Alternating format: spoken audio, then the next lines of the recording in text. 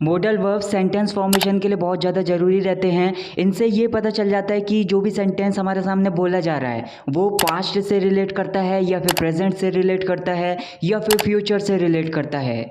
जैसे अगर मैं आपके सामने दो सेंटेंसेस बोलता हूँ, I can do this work, I could do this work. पहला वाला जो सेंटेंस है जिसमें कैन का यूज़ किया जा रहा है, इसका मतलब होगा कि मैं ये काम कर सकता हूँ। इसका मतलब ये है कि अभी प्रेजेंट के बारे में बात चल रही है। और दूसरा सेंटेंस है I could do this work, इसमें कुड का यूज़ किया जा रहा है, तो इसका मतलब ये होगा कि पास्ट में मैं ये काम कर सका।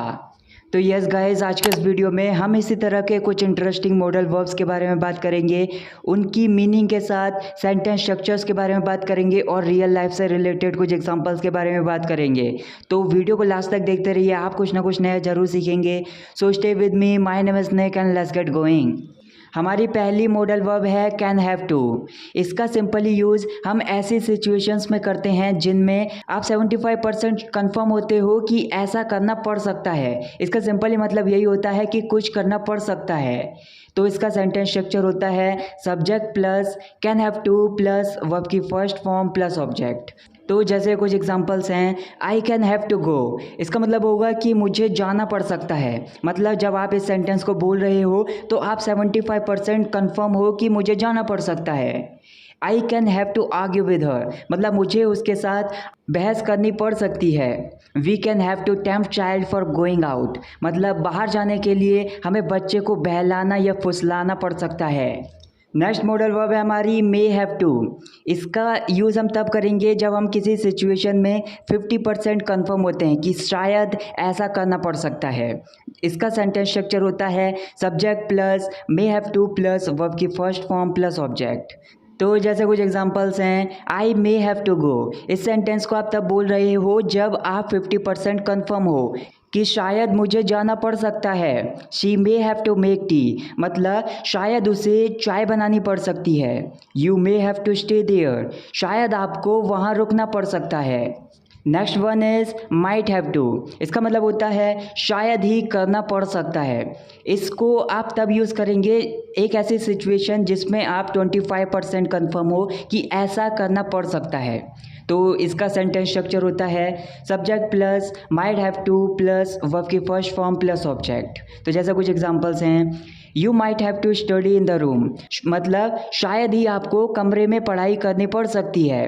ही माइट हैव टू पे द बिल, शायद ही उसे बिल का भुगतान करना पड़ सकता है। She might have to stay, मतलब शायद ही उसे रुकना पड़ सकता है।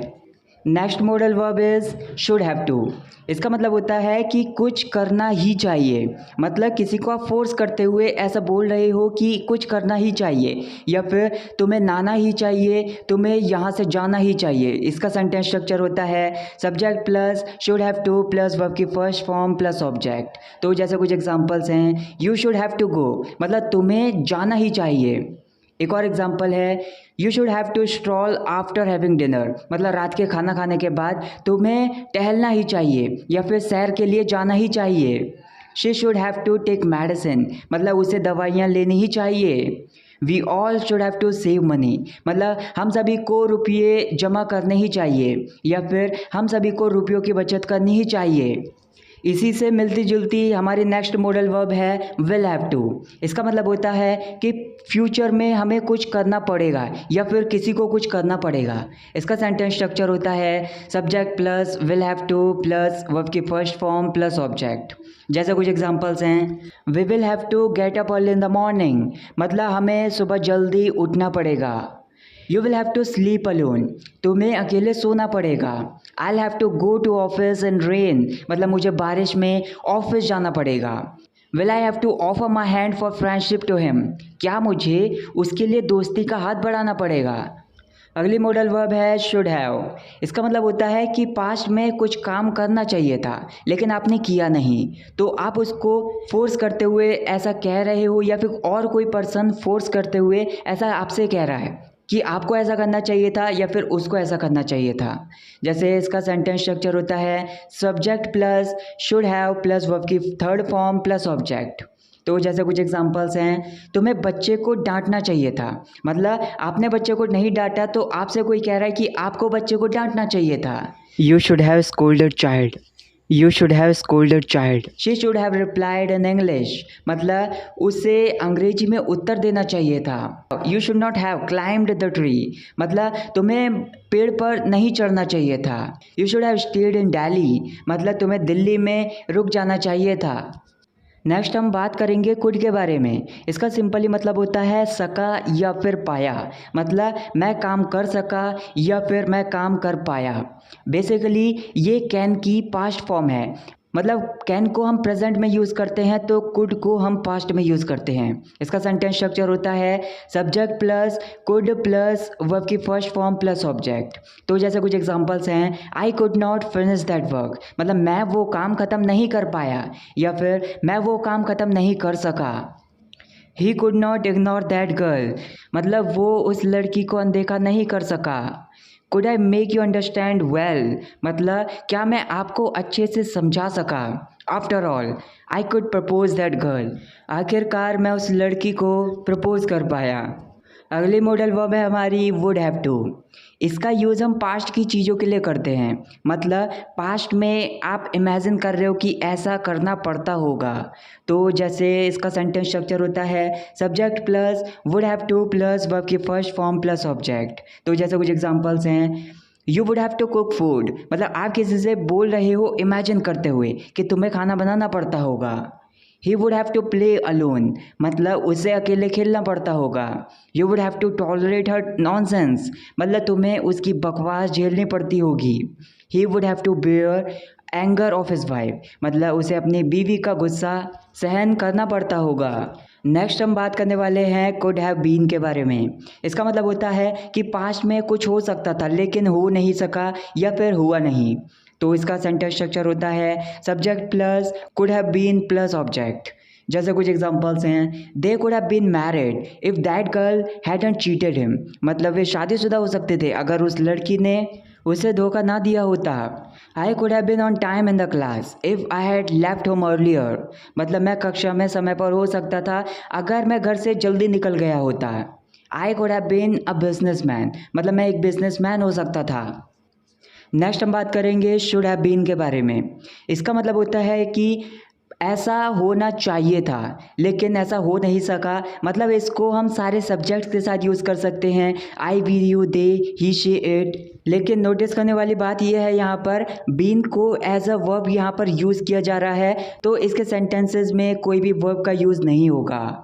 तो इसका सेंटेंस स्ट्रक्चर होगा subject plus should have been plus object. कुछ एग्जांपल्स हैं जैसे you should have been home, मतलब तुम्हें घर पर होना चाहिए था। She should have been a dancer, मतलब उसे एक डांसर होना चाहिए था। She should not have been your girlfriend, मतलब उसे तुम्हारी गर्लफ्रेंड नहीं होना चाहिए था। और English should have been better, मतलब हमारी अंग्रेजी अच्छी होनी चाहिए थी। नेक्स्ट मॉडल वर्ब है हमारी वुड हैव बीन। इसको हम ऐसे सिचुएशंस में यूज़ कर सकते हैं जहाँ पर हमें कुछ ऐसे सेंटेंसेस बोलने होते हैं, अगर ऐसा हुआ होता तो ऐसा होता, मतलब कोई इमेजिनरी सिचुएशन है जिसे आप प्रेजेंट में इमेजिन कर रहे हो और वो फ्यूचर में पॉसिबल नहीं है या फिर वो प्रेजेंट में पॉसिबल नहीं है, तो ऐसे सिचुएशंस में हम इसका यूज़ करेंगे। इसका सेंटेंस स्ट्रक्चर होता है subject plus would have been plus object. जैसे कुछ एग्जांपल्स हैं, I would have been rich if I started my own business, मतलब मैं अमीर होता अगर मैं अपना खुद का बिजनेस शुरू कर दिया होता। I would have been there for your birthday party but I was ill, मतलब मैं वहाँ पर तुम्हारे बर्थडे पार्टी में शामिल होता अगर मैं बीमार नहीं होता, लेकिन मैं बीमार था। If he had studied he would have been a doctor, मतलब अगर वो पढ़ाई करता या फिर अगर उसने पढ़ाई की होती तो वो एक डॉक्टर होता। Next one is use to have. इसका यूज़ हम पॉजेसिव नाउन्स के साथ यूज़ करेंगे, मतलब किसी के पास पास्ट में कुछ हुआ करता था लेकिन अब नहीं है, या फिर पास्ट के बारे में बात करते हुए ऐसा कह रहे हैं कि मेरे पास ऐसा कुछ हुआ करता था या फिर मेरे पास कार हुआ करती थी या फिर मेरे पास रुपये हुए करते थे। तो ऐसे सिचुएशंस में इसका यूज़ करेंगे।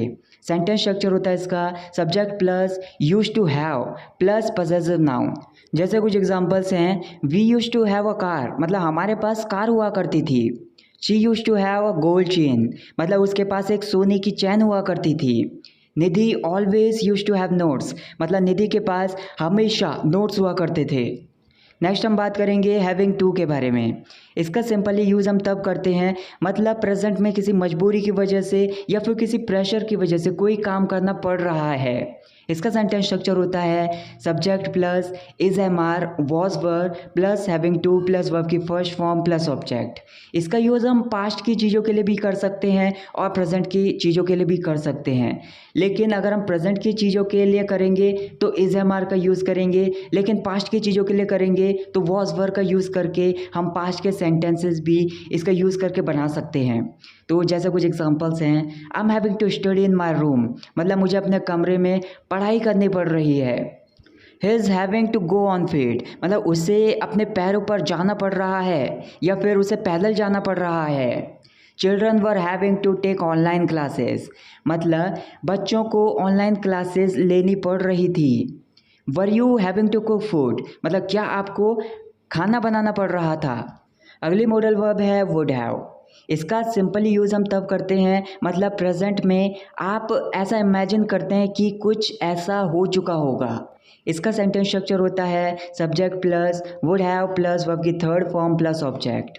तो जैसे कुछ एग्जांपल्स हैं, दे वुड हैव प्लेड, मतलब वे खेल चुके होंगे, मतलब अभी आप प्रेजेंट में हैं और ऐसा इमेजिन कर रहे हैं कि वे खेल चुके होंगे।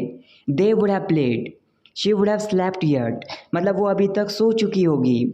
Children would have finished their homework, मतलब बच्चे अपना होमवर्क ख़त्म कर चुके होंगे। Train would have left station, मतलब ट्रेन स्टेशन से निकल चुकी होगी। अगली मॉडल वर्ब है यूज टू। इसका यूज़ हम तब करते हैं जब हमें बोलना होता है कि कोई काम पास्ट में हम किया करते थे।